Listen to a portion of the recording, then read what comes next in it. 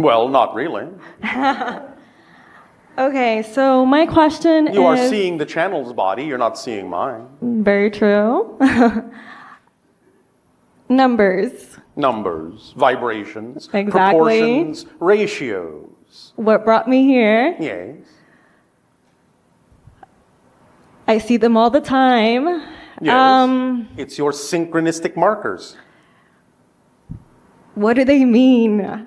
They let you know when you are in the appropriate vibration of your true self. They're like road signs, a road map. Okay. You're using them as markers to let yourself know you are still on the vibrational path that you prefer to be on at that moment. At that moment. Thus, then, the idea is that whatever the vibration feels like at that moment, that's the vibration to explore. That's where the information lies that you need. Yes? Yes. All right. Does that answer your question? It's not a big mystery, you know. To a degree. Yes. So after I started listening to your videos, Yes. Connecting more to my higher self, Yes. listening more, Yes.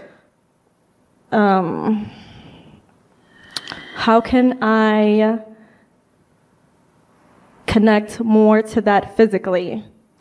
Well, are you following the entire formula for acting on your highest joy?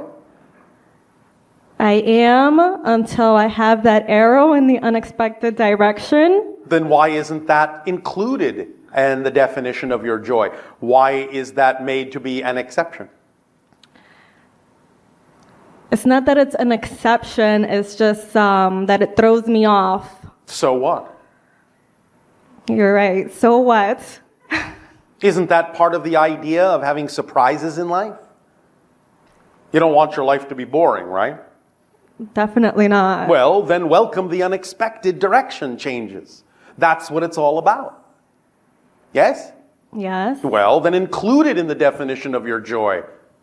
Because you are making it an exception, or it wouldn't throw you off. You would recognize it as a change of direction that serves you. You wouldn't have a question about it at all if you weren't defining it in some way as something different from your joy. You're saying it doesn't belong there somehow. But it does. Okay. It's just that when I'm led by my emotions, Yes. it throws me off, and then But your emotions are there to get in touch with what beliefs generate them. Remember, belief comes first. You cannot have an emotion without believing something to be true first. So if you're having a certain emotion, it's telling you you have a belief that generated this. If you don't prefer the feeling and you don't prefer the belief, find out what you would have to believe is true about yourself in that circumstance in order to generate that feeling. Then change that belief if you don't prefer it. Okay. So use the emotion to find out what the belief is. Okay, I've been working on that. Well, all right. Then how long will you continue to work on it as opposed to simply using it?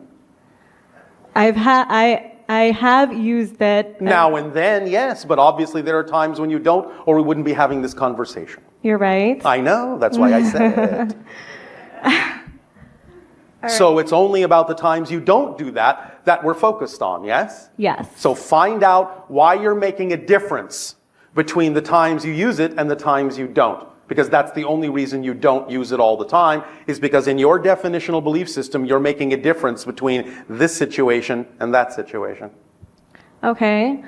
Manifestation. Manifestation is simply the recognition, the ability to see, the ability to perceive what was heretofore invisible to you, but has always been here. Yes. And so? And so I visualize. Yes. And? To become that frequency.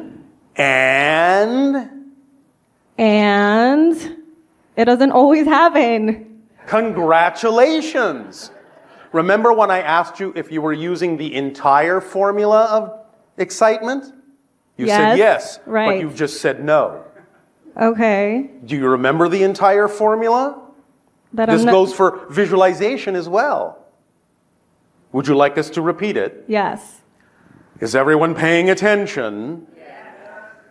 Act on your highest excitement, every moment that you can, to the best of your ability, taking it as far as you can until you can take it no further. Are you paying attention? Yeah. With zero assumption, insistence, or expectation as to what the outcome ought to be. Zero. How do you let go of those expectations? I'll tell you, thank you. You let go of the expectations by understanding that whatever your physical mind is capable of expecting, or whatever your physical mind is capable of visualizing as an outcome, falls way short of what your higher mind could actually bring to you. So when you understand that by simply adhering and insisting on the physical mind's interpretation that you're actually limiting the outcome, maybe then you'll stop doing that. I'll keep telling myself that. When you believe it, things will change. I believe it. Then things will change. Not because you need them to. Remember, you have to decide to be happy for its own sake. You can't decide to be happy because you'll get this if you do. That's called expecting an outcome. That's called putting a condition on it. You're happy because that's the state you prefer, and you don't care what happens. Because whatever happens, by definition, when you're in a positive state, must still serve you in a positive way. So it doesn't matter what happens. Because you understand that the true proof of change is not that the outside world changes. The true proof of change is that you respond differently even if the outside world stays the same. That's how you prove you've changed. And when you prove you have changed, then the outside world knows it's true and will reflect the change. But if you change in order to get the outside effect, you haven't changed because you're still doing it externally instead of internally. And therefore, if you're still doing it with the condition that if you change, the outside must change, the outside reflection knows you haven't changed, and therefore it doesn't. Okay, can you recap? Just to the part where you're saying that you have to change for yourself and not for the expectation. There is no other reason to be happy other than that's the state you prefer. Okay. Don't create any other reason.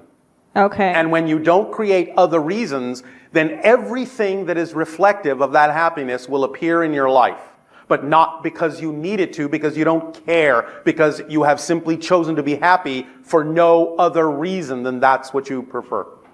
Okay, It's again like the idea of looking in a mirror and seeing your reflection frown.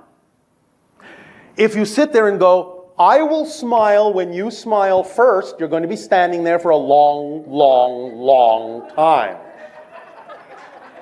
But if you say to the reflection, you know what, I don't care if you smile back, I'm going to smile because that's what I prefer. Well, then what happens in the reflection? It smiles back because it doesn't have a choice but to reflect what you truly are for its own sake. Not because you need the reflection to smile back, just because you feel like smiling. Yes? Yes. Does that help you? Yes. Thank you. Okay, lucidity and dreams. Dreams. Yes, dreams. What about them? Okay, is there a permission slip to gain more lucidity into my dreams? Absolutely. Tell me. Well, there are many ways to go about it. One technology permission slip that has now been invented on your planet is what is called an REM mask. You wear it while you're sleeping. It generates a flash of light in such a way as to remind you, because the light enters the dream and the light reminds you that you're dreaming. So then if you allow yourself to remember that that's what the light means, you'll wake up in the dream. You'll be lucid. And at that moment, you can actually send a signal back to the mask to stop flashing so it doesn't interrupt you. So, look it up. All right? Thank you. Thank you. Okay, one more. Now one more. Okay. Okay, can you tell me about the energy centers in the chakras? Yes, I can, but not now. Okay. Fine. Thank you. All right. Bye.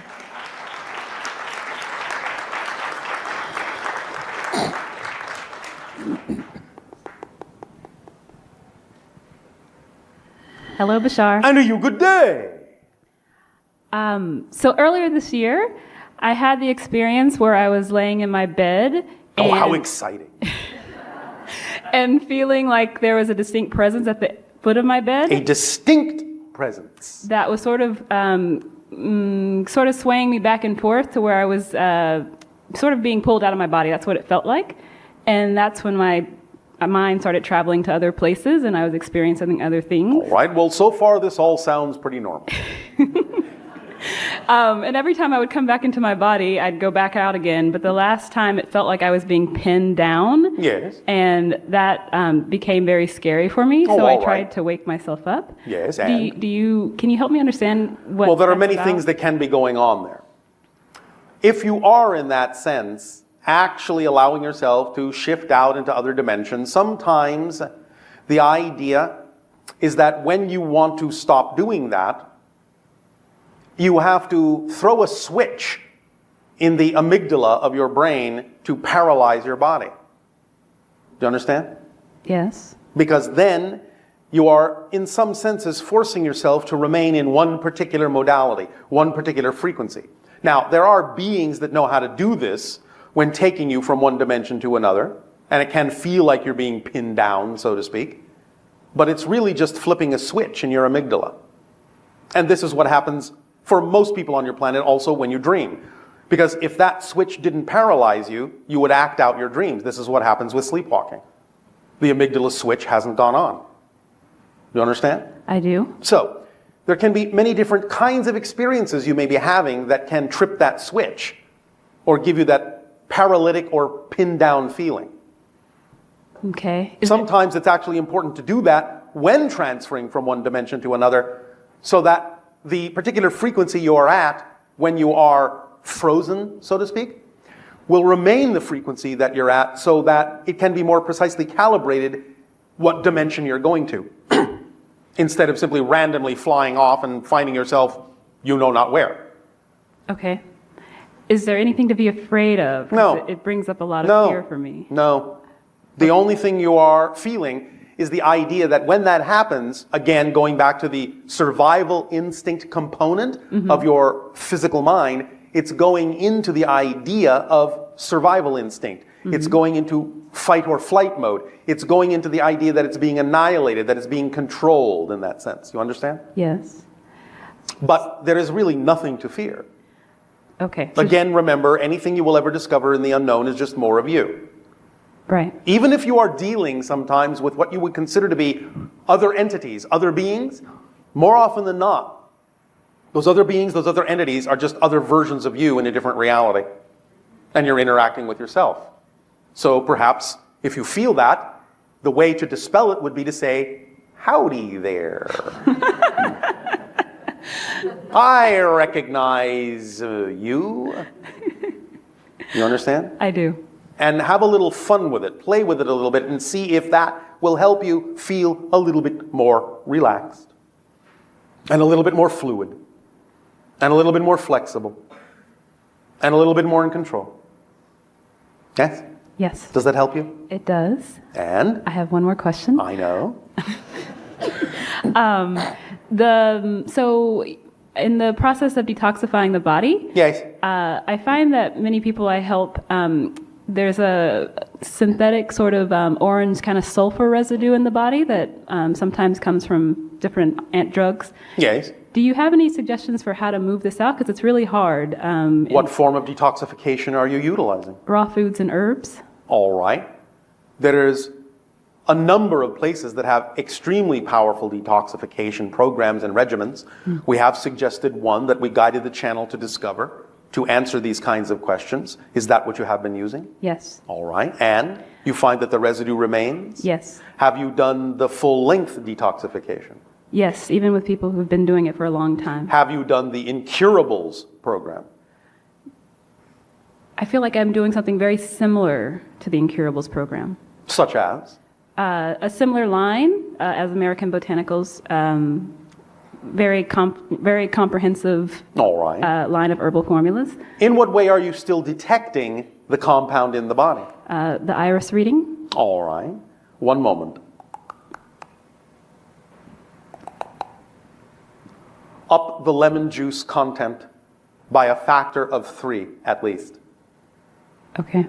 That will help flush it out the rest of the way. It may have to go up to 10 times the amount, but somewhere between 3 and 10 times the lemon juice factor, it will help flush that out. Okay. Thank you. Thank you.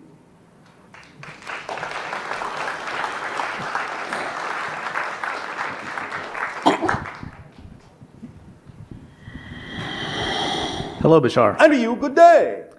At various spots on this planet, there seem to exist gravitational and spatial anomalies. I'm talking about places like the Santa Cruz Mystery Spot, the Oregon Vortex. Yes. I'm wondering if you can tell us what this is about. Well, we mentioned this to some degree a little while ago about the idea that these electromagnetic fields on your planet are always in fluctuation and sometimes can give different values to the geomagnetic field, the electromagnetic field, especially when they overlap or reinforce each other. Look at it as resonance. Look at it as standing waves. Look at it as waves reinforcing or canceling each other, and you'll have a better understanding of why some of these anomalies exist. Because there are certain balance points, shall we say, on your planet, being that it is a kind of a crystalline form, certain nexus points, whereby these overlaps may be reinforced in higher degrees of probability than other places. And thus then you may find that some of these anomalies will happen in those places more likely than others. Does that make sense? Yes, it does. Are these anomalies centered at some particular point, say under the ground, or some point that could be located via an experiment? Yes. Some of your electromagnetic sensors are somewhat sensitive enough to pinpoint these things. And can you tell us a little bit more about specifically the phenomena that are occurring in these spots? There seems to be an anti-gravity phenomenon, and some people claim they're time shift phenomena as well. Well, in a sense there are, but remember, time shift phenomenology isn't really anything more than shifting by a greater degree to a parallel reality that's coexistent. Because there really is no such thing as time travel, because everything exists at once. So even when you think you're going into your past, it isn't your past. It's simply another parallel reality that looks like your past. Okay. Does that answer the first part? Yes, it does. All right. Yes, it does. And again, the idea is that there will be shifts in all of these ways. These portals, some of them are stronger than others. Some of them are more connected to other dimensions than others. One very strong portal on your planet is that which you refer to as the Bermuda Triangle. The idea here is that it is a great overlap portal, multidimensional overlap portal. And many different kinds of things can find their way through it. Those that know how to utilize it, those that know how to set up a resonance field in order to utilize it, can navigate in it to different dimensions. Those that may simply have the experience of happening to match a certain resonant frequency within the overall chords or tones of that field may simply find themselves shifted to another dimension without knowing how they got there or how to get back. Some of this can sometimes seem like time displacement. Some of it can sometimes seem like anti-gravity, levitational displacement. Sometimes it can seem like a few other kinds of things as well. I see. So you're saying it's a sort of dimensional shift that can appear to manifest in various ways. Yes, because there are always dimensional overlaps. And it depends upon the resonance and the overlapping harmonics of the different kinds of energy fields that determines exactly how that portal is experienced. It's like a switching track in a sense. It's always fluctuating in terms of its direction, in terms of what it's connected to, in terms of what it's anchored to a great degree. Does that make sense? Yes, it does. Right. It's really more like music than anything else. There are places where everything harmonizes and there are places where things are discordant. It's sort of like that, although that's an oversimplified definition. And sometimes it will change because these things are always fluctuating. When you can map them and understand them, you can learn to use them navigationally or in a variety of ways. You could, by finding the right frequency in the Bermuda Triangle, create what might be kind of a crystalline looking glass device. This crystalline looking glass device, when pitched to the right frequency in that particular portal area, or a few other portals around your planet, would actually allow you to see images from parallel realities, including what you would think of as your past or your future, even though they are simultaneously concurrent. Does that make sense? Yeah. Now, one moment.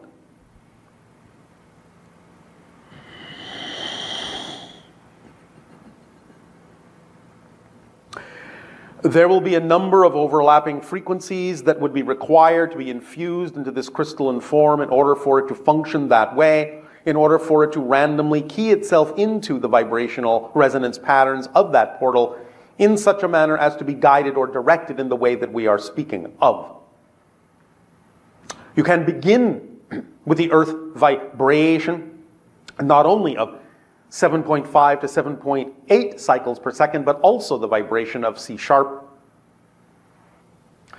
And if you begin to explore there and have sensitive enough equipment with the right constitution of crystal window, and maybe even what you would call the liquid crystal windows, so to speak, might be capable of doing this if you fluctuate them at the right frequency, you'll begin to see forms forming, shadows forming in these windows at the proper pitch, at the proper resonance, that will be indications of consciousness expressing itself in other dimensions.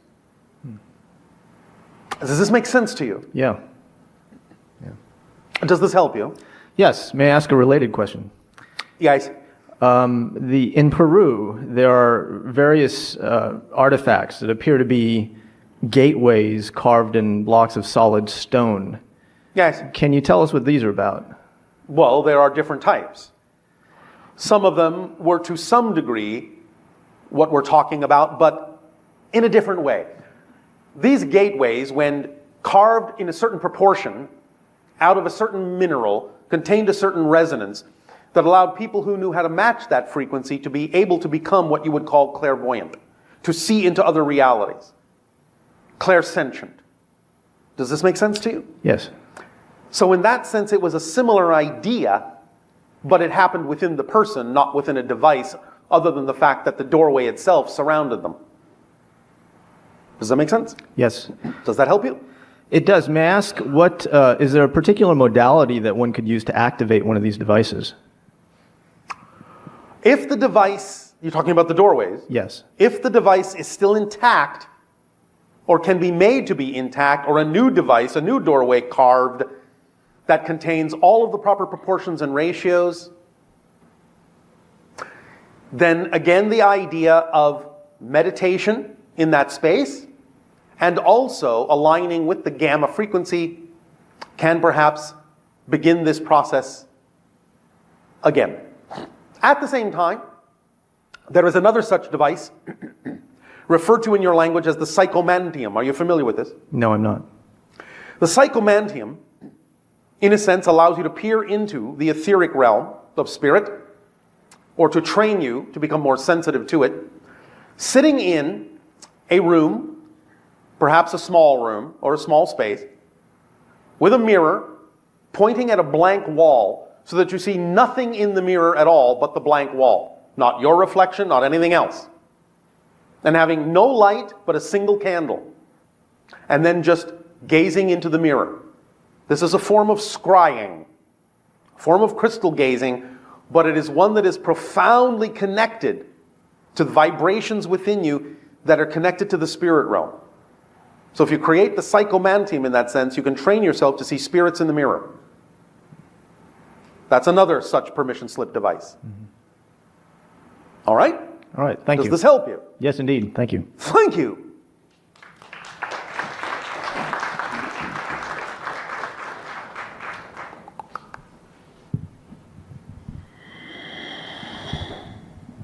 Gracias.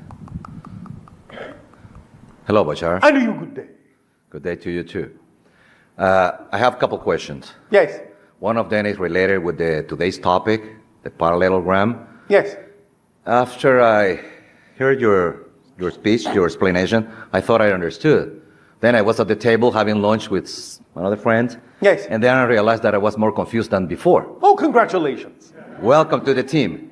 Oh, So I'm going to tell you what kind of understood, and please help me to understand better. Or you could simply tell us what you're confused about. Well, it works both ways. All right. Okay, good. What I understood is this. It's some sort of a parallel life that works together and everything happened at the same time. And somehow we are at the center of it. And by the fact of focusing on something, we can shift that reality. And by that fact, instead of being parallel, then they intersect somewhere in the line. I understand how you're describing this, but that doesn't negate the fact that there's still parallel realities. It's more like the idea that your consciousness shifts to another parallel reality. The consciousness itself is the intersection, not the parallel realities themselves. Oh, that makes more sense. So Yes, then it the does. parallel part is not outside of us. It's more like, The let's call it inside of structure it. never changes. Your perspective of it changes, and the perspective shift is the intersection between the parallel realities. Parallel realities themselves never intersect. They always are parallel. So if following that thought, if I am living this kind of a parallel reality, I'm going to be living in a linear way the next, like 1 year from now, another parallel reality. So in both times, let's call it like that, in both times, I am living the same parallel reality. No, and the same consciousness. No. You're Great. not living the same parallel reality billions of times per second. You're shifting. Parallel reality, parallel reality, parallel reality, parallel reality, billions of times per second. That's what creates the side effect you call time and space, is that your consciousness is shifting through all those parallel realities, which are each frozen like a snapshot. There's no movement, no time, no space, no experience in any parallel reality. It's what you're doing by shifting your consciousness through a series of parallel realities that creates the idea of a parallel reality timeline. But you're actually going like this. Even though it seems like you're going like this, you're actually going like this. That's the frame that I couldn't get. So the center of it is our consciousness. Yes. And it averages out and creates a sense of continuity to give you a sense of linearity, but it's anything but linear. You're all over the map. And how does it work when I change my physical reality to the non-physical reality? Am I still living the There is parallel? still some degree of that, but not as much. There are certain factors that drop away that are no longer necessary. Thus, then, you can experience more parallel realities simultaneously. So then the parallel reality is more related to this earth life rather than the ethereal life? It doesn't have to be. I know it doesn't have to be, but it doesn't work like that? It can, if that's your focus, yes. So then I can be focused in this reality as well as in my non-physical reality. So then blending both of them, I'm going to be in both places at once, or Well, you are in both places at once. No, yeah, but when I realize when I don't exist anymore in this earthly life, so then I'm going to be just in one. I'm supposed to. That's just your perspective. The body will always exist. The life will always exist because everything that exists always exists. You have to, again, look at this as frozen snapshots. If you take a photograph of yourself right now, and you put that photograph on a table. Just like the lunch. Yes. And then you take another photograph of yourself tomorrow and put that photograph on the table. Did the photograph from yesterday disappear? No, it's still on the table. All the photos exist at the same time. They don't go away. Ceasing to exist doesn't mean that the structure changes. What you're calling ceasing to exist is just changing your focus. But just because you've changed your focus to the non-physical photographs doesn't mean the physical photographs have gone away. They still exist. It's just that you're not focused through them anymore. Interesting. Make sense? Now it makes more sense. All right. Way before. That's good. Thank you for the explanation. You're welcome. I have another question that Yes. it might not be related with this. Oh, all right. Or it might. So anyway, We I will see. heard many times the concept of being grounded, right? When we are thinking something and we're trying to figure out what to do, the first call is you gotta be grounded, you gotta be smart, you gotta take it easy, and things like that. Oh, all right. So that makes sense, right? In some senses, yes. All right. So kind of extrapolating this idea to the ethereal part Is it possible to have some sort of a ethereal grounding? There always needs to be grounding so that you can bring the energy of your connection to the higher non-physical mind down to earth in order to have an experience, if that's where you want to focus it. Without the grounding part, you haven't made, in a sense, a connection. You haven't made a link. It's like electricity. If there is a short circuit, you're not going to have an effect. So you have to ground the wire and bring the energy through, all the way through the physical material idea, if that's where you want to experience the effect of it.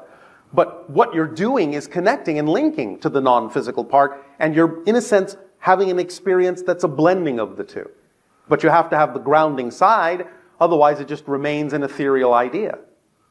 So then both groundings are connected. The earth life, the life that I'm living now, yes, gotta be grounded with the other part of me that is somewhere ethereal, non-physical, gotta be grounded. And by the fact of connecting or linking both of them, then the balance, at the end, I believe that is what is going to be, the balance in between both, call it both worlds, the earthy one and non-physical one, yes, tends to be balanced. Yes. Is that the whole concept? Yes. Kind of a complicated. Not really, it's very simple. You have the higher mind, you have the physical mind, you have the template reality in the middle.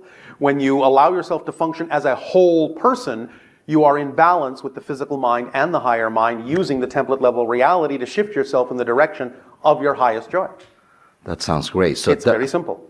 So that means when I am in this earthly life, or whoever, I'm going to call it about myself. Yes, yes, yes. Not so grounded, this is a question, am I producing something on my non-physical part that is also needs some ethereal grounding? No. The definition of the higher mind is that it is already stable unto itself. It's giving guidance to the physical mind to stabilize it, to allow it to experience what it needs to experience in a certain way. Look at this analogy. The analogy we've often give of a diver diving into the ocean. Mm-hmm. When you're standing on the boat, you're the higher mind. Now you want to project down into physical reality. So you put on the diving mask, you put on the wetsuit, you put on the air tanks, you put on the flippers. You go diving into the ocean. You dive into physical reality. You need the physical mind, the ego structure, the mask, in order to see clearly in that reality. And thus then you have grounded your experience as a higher mind in that reality. But the idea is to do it in a balanced way. You don't expect that diving mask to do anything but paint a clear picture for you. You don't give it any other tasks to do. You don't tell the mask to breathe for you. You don't tell the mask to push you through the water. That's the job of other things. So just letting the mask be the mask lets the mask do its job. And if the mask does its job, you have a very clear view under the ocean of all the fish that you would like to see. When you are done with that, you go back up to the boat, you take the mask off, you take the wetsuit off. That's like the idea of dying. You have no need anymore for that physical mind, but you still have the higher mind, which is, in a sense, from that perspective now, your whole identity. But because the higher mind has given itself the challenge, shall we say, the experience, the theme of exploration, to have this physical incarnation experience, it has created a duality within itself of the version of it that's on the boat and the version of it that's underwater. But both are there at the same time. Does that make sense? Absolutely makes sense. All right. And I will hear the recordings to make sure that it's going to be there forever. All right. That's your grounding way of balancing. Yeah. Yeah, definitely. It's easy to forget. If you say so. Remember, that's just a belief that it's easy to forget. When you know something to be true, you never forget it, because knowing and action are synonymous. It becomes part of your behavior. It becomes part of your makeup. What you know to be true, you just do. You don't have to think about it. I ask you to walk across the room. You just walk across the room because you know you can. You don't go, well, let's see. I'm going to think, now, can I walk across? Well, I don't know if I believe I can walk across the... Well, let me think about that. No, you just do it because you know you can do it. That's the idea of the balance point.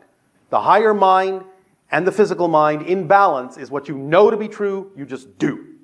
It's one thing, it's one act. Inseparable. Yeah, I got that one right. Oh, all right. Congratulations. Thank you. Thank you. Okay, no more chance for another question. Did they thank you by, or no did more I have chance? Yeah, no more chance to ask you another simple question. Are we rolling dice? Are you flipping a coin? Sometimes I am. Would you like to take a coin out and flip it? I would like to ask the question. Oh, well, all right. Then you have taken it out of the realm of chance. That means yes? That means yes. Okay, good. This is out of this context. I had some sort of, I would have put it in these words, some sort of a dream. And if it's and I'm not so expert in colors and things like that, but in that particular dream, Yes. I saw some sort of a purple rays or lights, big beams of color, Yes. projecting out of let's call it in the space or somewhere. Yes. And they were kind of embracing with the red and making some sort of a swirls in the black space. Yes. And at the same time, in the middle of it, some white light joined to it. Yes. And it's kind of a confusing dream. And in the middle of it, I saw more like the birth of the planet. Yes. And it was the blending of not exactly, the color was the projection of the huge, giant amount of energy. Yes. And the result of it was the planet. Yes. I know it was a dream, but Well, the that dream can be is simply possible. a memory of an experience on another level.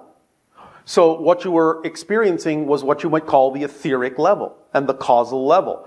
The idea that everything that happens in physical reality has to have an energy version first, an energy template first. So you were looking at the pure raw energy states, the vibrational states that ultimately manifested in the physical template of your physical reality, of the planet. Thank you, Bashar. Thank you. Pleasant dreams.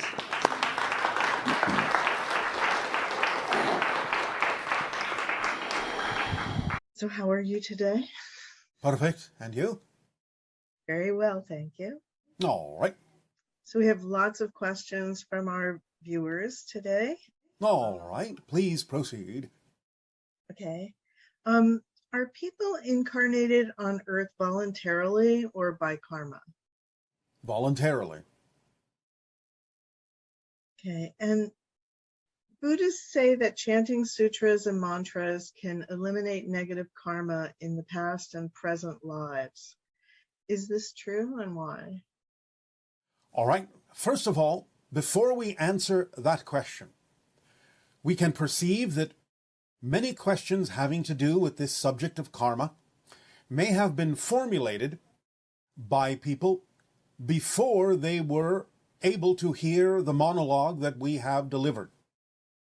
Therefore, many of these questions about karma may still be coming from an old-fashioned definition of what karma is. So we will proceed with any such questions in a manner that will relate them to what we have said in the monologue about the actual definition of karma, and show how all of these questions coming from different viewpoints with respect to the idea of the old-fashioned definition can be turned around into a new understanding, a more modern understanding, a more streamlined understanding, thus rendering many of these questions, in some sense, obsolete. Nevertheless, it will be a good exercise to, as you say, drive home the actual definition with respect to many of these questions that may be coming forward from an out-of-date perspective. The idea, again, of karma is that it does not accumulate. It does not come from other lives. Now, yes, there is such a thing as consequence of choice. Yes, what you put out is what you get back. But as we have said, karma, in its original intended form, simply means action. And therefore, as everything exists simultaneously, it is possible for someone to decide to connect to another simultaneous existence that you would call a past life, even though it exists at the same time as the present one.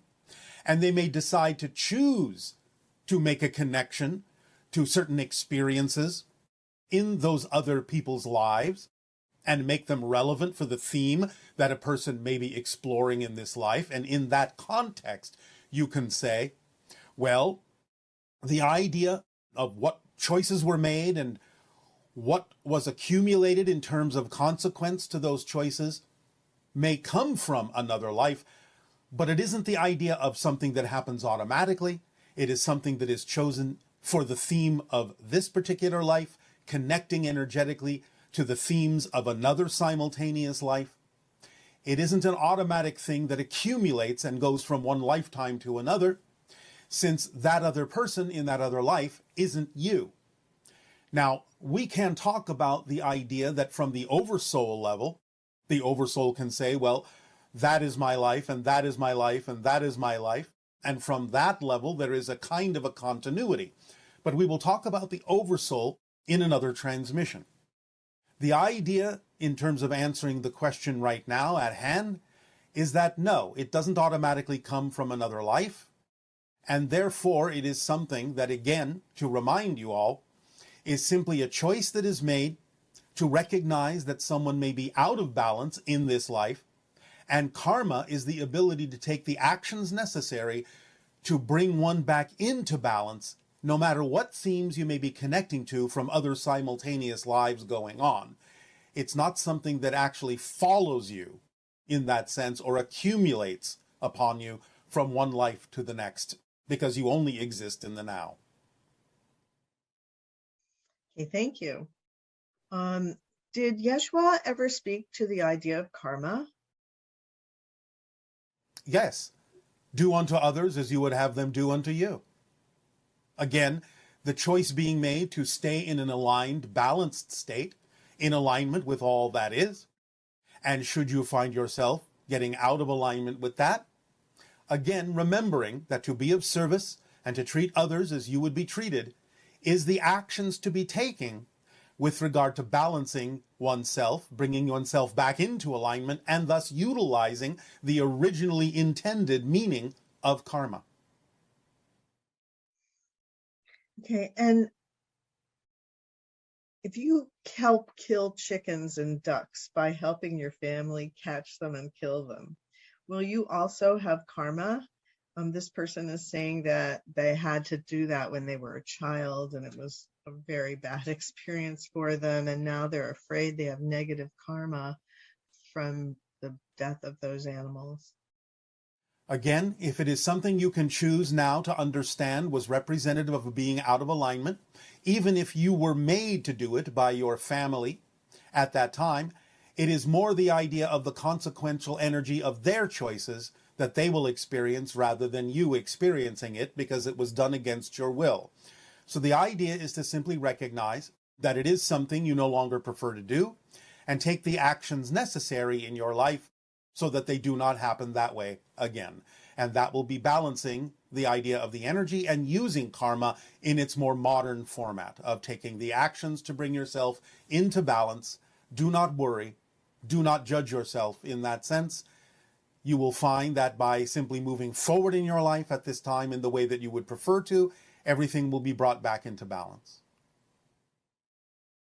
And if a person sacrifices 100,000 people to save 1 billion people, will this person have positive or negative karma? Again, the idea is to ask oneself why it was necessary to sacrifice those people in the first place.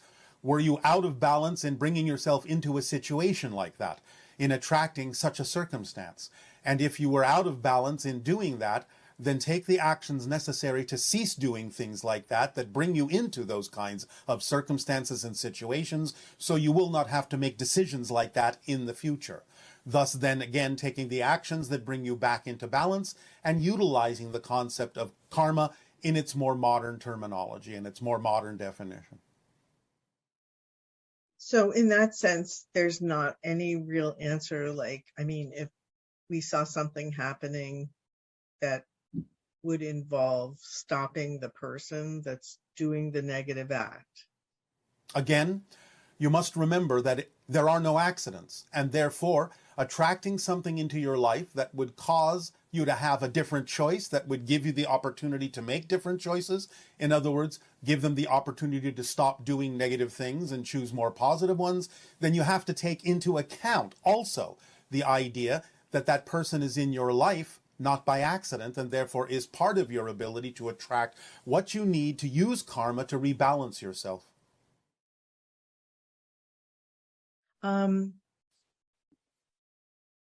Since time doesn't exist, how does karma work?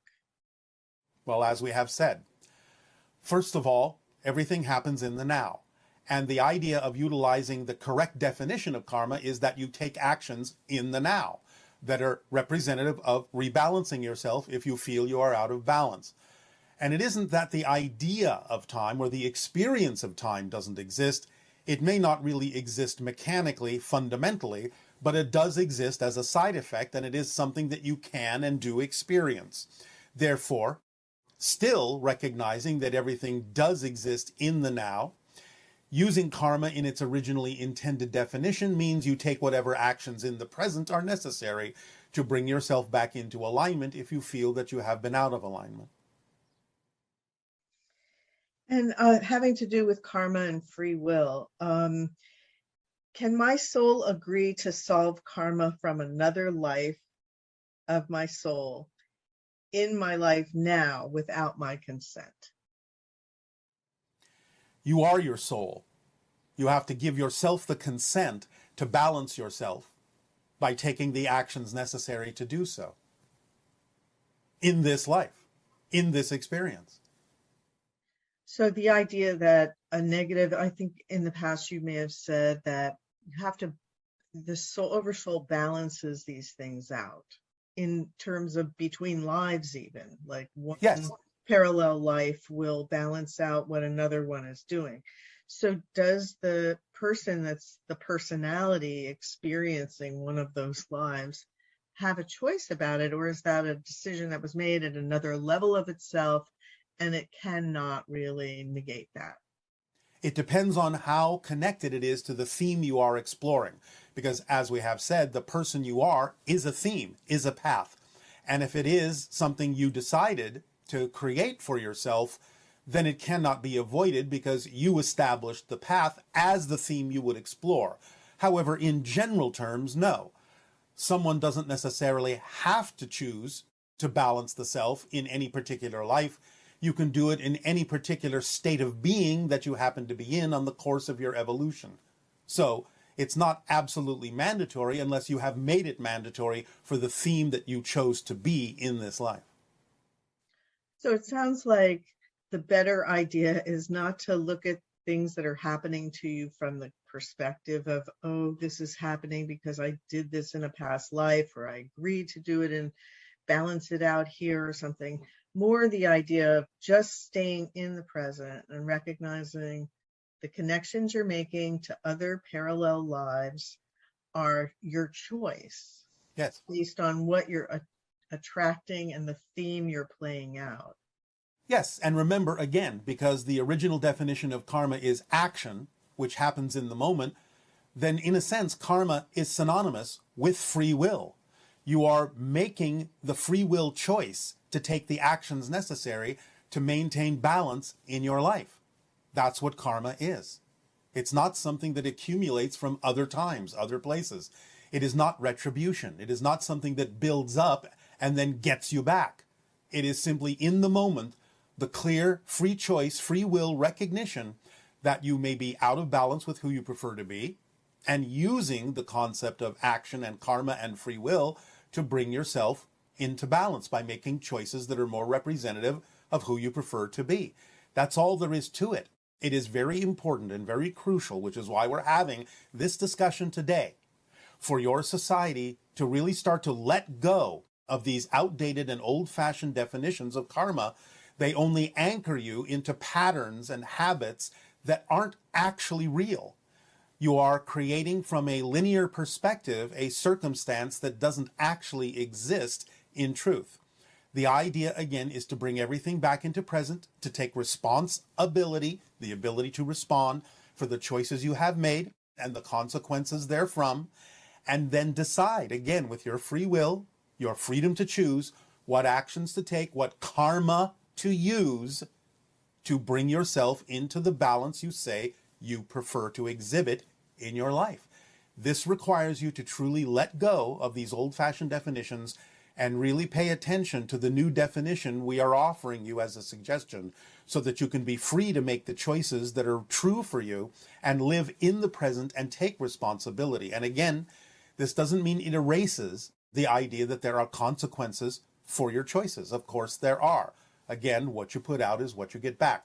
But this doesn't have anything to do with what karma actually is.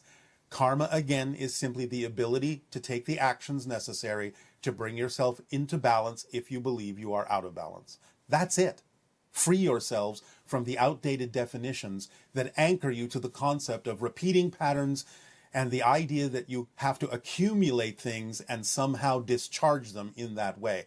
The minute you choose to balance yourself, then you have used karma appropriately and nothing else accumulates until you're out of balance. And again, you can balance yourself in that moment, in the present. That's karma. And that's it.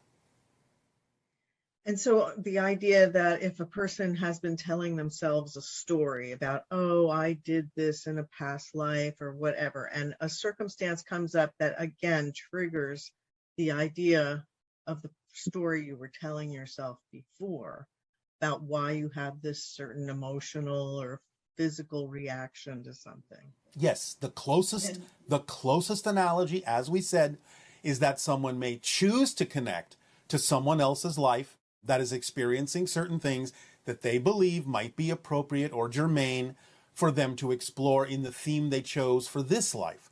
But it's not something that you did that is coming from that life, in the sense that you are building up an accumulation of something that has to be discharged as a judgment against you. It's not coming from outside.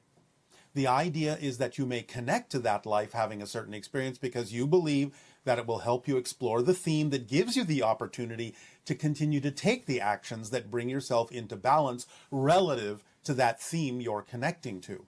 But you didn't do it because that's not your life. You're just using that life for your own purposes to help you balance in this one. So time and time again, it brings you back to stay in the present, recognize all the connections that you're making, Yes. being made from the present. Yes. And that the minute you reinterpret what you were previously believing was something coming from a past life into a choice of whether or not you want to continue to connect with that particular experience, sort of like a library book where you can look at the book, but do you really want to check it out of the library? Yes. And experience the consequence of that? Yes. You can use it in the way it was intended for the connection that was made to learn a lesson, to help you explore a theme. But again, it's not karma in the sense that most people on your planet have been thinking of it for thousands of years. You're not anchored, except again in the anchorings you chose to have to explore a certain theme, but you created those. So if you created those connections for your own purpose of exploration, when you've learned the lesson, you have exhausted the theme and you have exhausted the reason to keep that connection going. So this next person's question of, is karma stored in our DNA? Would it be closer to is our theme encoded in our DNA, and the effect of that maybe the stories that we tell ourselves? Yes. And again, instead of saying, is karma encoded in the DNA, it would be clearer and more appropriate and accurate to say, is the theme I'm exploring encoded in the DNA? And can I use karma as a tool to take the actions to help me explore that theme? Yes. So what we're saying and what we're suggesting is start changing the definition of karma from something that is investing you in a certain idea or pattern, and start looking at it as a tool to help you explore the theme and keep you on track with that exploration. It's the theme that is represented in the DNA, not karma. That's fascinating. So then the idea of something being unchangeable. Okay, my theme is encoded in my DNA. I'm experiencing opportunities to balance certain energies out by the things that I manifest. Yes. And so is there any aspect of it that is truly unchangeable, or even your theme is changeable? The theme, what you have chosen the theme to be. Some people, for different purposes, might choose to have an unchangeable theme for the entire lifetime. But that's not necessarily the case anymore now that you are exploring what consciousness is and the idea of taking responsibility and living in the moment and having accurate definitions of all these concepts and letting go of the fear-based beliefs and outdated definitions. These, in and of themselves, in this day and age, may allow you more flexibility in changing your theme if you have exhausted the original one. You now have the opportunity in this lifetime to have more than one theme. So, allow yourself simply to stay in the present, move forward in acting on the idea of the formula that we have shared with all of you.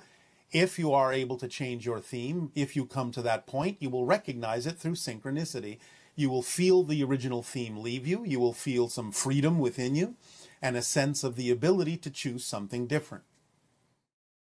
It seems like since we have greater communication now with our higher minds, because we understand that relationship within ourselves better, that makes things much more, quote unquote, changeable.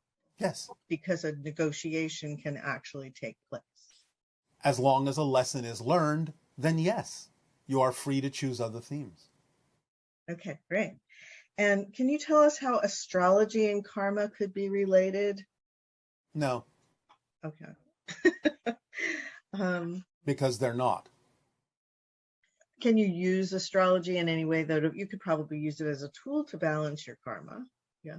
You can use it as a permission slip, like any permission slip, to again allow yourself to use karma to balance yourself. But to say to balance your karma is again misleading. You're not balancing your karma. Karma is the balancing act. Okay. So, and do we have a choice about our next lifetime? Yes. Do we make that choice once we're in spirit, right? Sometimes you can make it when you're still in physical reality, though you usually allow it to happen when you are in spirit, because there's more flexibility, more awareness, more understanding of what you have learned from the physical experience, and more opportunity to apply that to the next choice you may make. Okay, and one person was saying that after their parents passed away, 2 cardinal birds came around and made their home directly across from the front door of my house, which was once their parents' house. And so this person feels a real connection with these birds and wants to know, is it possible for the soul of a person to come back as an animal? No. This is not a reincarnational question. Remember again, bring everything back to the fact that everything exists at the same time. Therefore, that immediately eliminates the idea, mechanically speaking, of reincarnation. You can have it as an experience, as a presentation, for certain reasons, for certain purposes, but that's not what's mechanically happening. However, this can involve another aspect of the oversoul, of which the person is also a part and the animal is also a part. So it may be a presentation of the same oversoul in another form, but that doesn't mean that the person came back as that animal. It's just another aspect of the same oversoul that the person themselves might also have been an extension of. We will go more deeply into this in a future transmission, after the next transmission, when we will discuss the idea of how the oversoul works. I don't know if this is the right time to ask this question, but the idea of a bird or a flower or a smell being a recognition that a person is communicating with you, that's a completely different idea than the one we were just talking about. Yes, that is simply a presentation of synchronicity using a vibration that may awaken you or alert you to the idea that another being in spirit may be attempting to communicate with you. Right. So rather than the idea of, oh, that's my parents reincarnated, it's more like when you're seeing those birds, they're actually triggering you to know you're having a communication. It can be that, but as I said, it doesn't necessarily just have to be that. It can actually be not only a message or a signal, but it can actually be an extension of the same oversoul that the person was an extension of too. I'm simply saying that's another option. Okay. And there's a lot of feelings about staying in your excitement and how to get back into that when you're experiencing a lot of loss or grief or negative things keep happening, or even though you try to stay neutral, those challenges of how do you balance yourself so that you can feel the inspiration again that comes from your excitement? As we have said, the first thing you must do is accept what's happening as there being a reason for it happening. So if you're experiencing those challenges, own them and ask yourself what your beliefs have to be in order to generate what you're experiencing, because it can't be otherwise. You can only experience what you believe you can experience. And if you believe you need to experience a challenge in that way, as a loss or something that seems challenging in a negative way, then you must believe that you're getting something out of doing it that way. You must be learning something. So by owning it and by asking yourself, what are you getting out of remaining in that belief system that's generating the experience in this particular way, then you can, with honesty, go deeper into your self-investigation. Remember, know thyself. And the deeper you go into why you have a belief that is making you experience these things, why you're holding on to that belief to keep experiencing things in that way, will illuminate what it is you think you're getting out of doing that, why you won't let it go, and it can give you much deeper insight into how to free yourself of it by realizing that by letting it go, you may actually have a much stronger connection and a much more positive experience of what it is you're exploring as a relationship to other people or other places or other things. So when negative emotions come up when someone's following their excitement, such as feeling very intense anxiety and insecurity. Remember, that's what's supposed to happen. The reflective mirror tool in your passion brings your attention to belief systems within you that are out of alignment with your passion. So the fact that those things come up should excite you. That's part of your excitement, because now you have something to work with, and now you can realize that you can let something go that doesn't serve you, and that adds to the energy and momentum of your passion. So it's all right to feel those things and own them, but recognize that's why they come up, because they're bringing your attention to something you didn't realize was there, and now that gives you the opportunity to work with it and let it go, and that is an exciting prospect. Now then, we move forward in the understanding of your meditation, and we ask you in a relaxed way, with whatever accompaniments you wish of light and sound, to focus on the understanding and the definition of karma as we have presented it to you, so that you do no longer experience it as you breathe into yourselves more and more deeply and relax and let go of old definitions, old ideas of punishment, because all that is does not punish. Old ideas of retribution, for there is no retribution in spirit.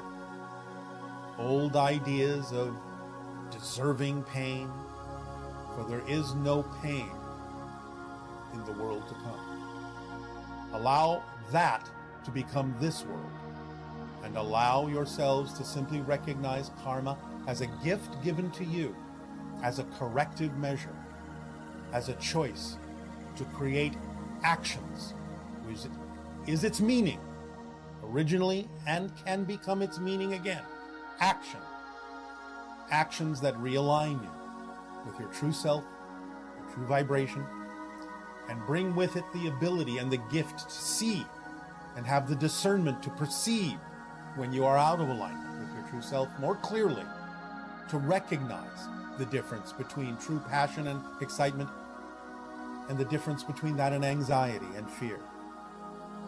And to go forward, not backwards. And to use karma to your advantage as a course corrector, as a guide, to take the actions necessary, to take the actions that allow you to let go of the fear, to take the actions that bring you back into alignment with your true self, who you really know yourself to be at your core, your essential being. Breathe into that. Bring karma into the present. Not from the past, not about the future, but in the now. Karma only exists now. It's not about what happened in a past life, for even though that can be an experience, mechanically there is no such thing as the past. Everything exists here and now, and so does karma. So do the actions you can take every day, here and now, to make sure you are in alignment with who you truly prefer to be. To look around for the opportunities of actions that you can take to be of service, to be of assistance, to be a positive living example of what others can choose for themselves without you needing them to do so. Be of service in that way. Be the essence of the meaning of our word aveo, in service. For I am in service to you, and you can be in service to all by being yourself and living in a free way that you choose what you prefer and use karma to your advantage in the moment and not associated with the past or the future. It is a living mechanism in the present to bring yourself back into alignment. That is your karma. Use it wisely, use it well, use it consciously. This will connect into the next transmission where we describe the idea of how you use your conscious, subconscious, and unconscious mind as well, and how they work together in the present to create your reality experience, and how they work with your beliefs to do so. So we prepare you for that by allowing you to change your definition and your beliefs about what karma means and bring it fully into the present, so you can have a much clearer understanding of how your consciousness and your physical mind works, and so that you can more clearly and consciously navigate yourself in physical reality as an experience with clarity and love and freedom and joy. Karma is here and now. Allow yourselves to breathe it in and relax into the grace of seeing yourselves as you truly are, and letting go of those things that are not you, letting go of those fears, those definitions that do not serve you, looking for the ways in which everything can serve you. Everything, without exception, can serve you. If you remain in that state of grace, that state of positive karma, take the actions, have the definitions, make the choices that bring you into the present and allow you to know that that's where you truly live, in the here and the now. That's your karma. Breathe it in, take it in, and make it your own. We thank you for allowing us to share all of this with you this day. Our unconditional love to you all. Welcome home and pleasant dreams. Good day.